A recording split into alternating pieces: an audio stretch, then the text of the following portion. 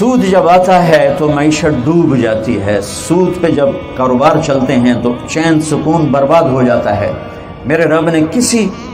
کسی گناہ کے لیے یہ نہیں کہا کہ میرا اور میرے نبی کا تمہارے خلاف اعلان جنگ ہے، صرف سود ایک ایسا ہے جس پر میرے رب نے کہا میں اور میرا نبی فَأَذَنُوا بِحَرْبٍ مِّنَ اللَّهِ وَرَسُولِهِ، تیار ہو جاؤ، میں بھی آ رہا میرا نبی بھی ہے، اسی رل کے توڑے نال جنگ لڑنی۔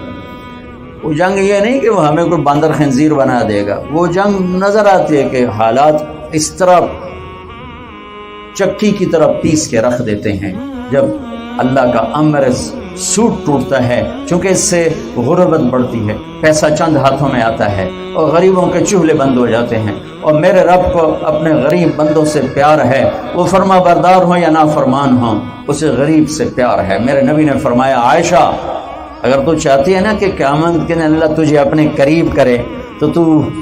غریبوں کو اپنے پاس بٹھایا کرنا،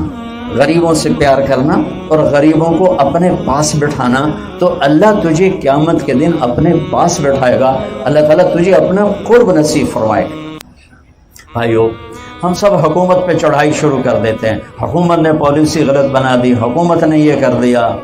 بھائیو، آپ اپنے بازار میں سچائی کو زندہ کر دو اور دیانتداری کو زندہ کر دو، اوپر جو بھی بیٹھا ہوگا نا اللہ کا غیبی نظام آپ کے حق میں چلے گا۔ اوپر پیران پیر صدر پاکستان و شیخ عبدالقادر جیلانی رحمۃ اللہ علیہ، جنید بغدادی رحمۃ اللہ علیہ وزیر اعظم ہوں، اور ایسے بڑے بڑے اولیاء کرام وزیر اعلیٰ ہوں، لیکن بازار میں جھوٹ بھی ہو، دھوکہ بھی ہو، خیانت بھی ہو، گالی گلوچ بھی ہو، وعدہ خلافی بھی ہو، تو کوئی ایسی طاقت نہیں ہے جو رحمت اور برکت کے دروازے کھلوا سکے۔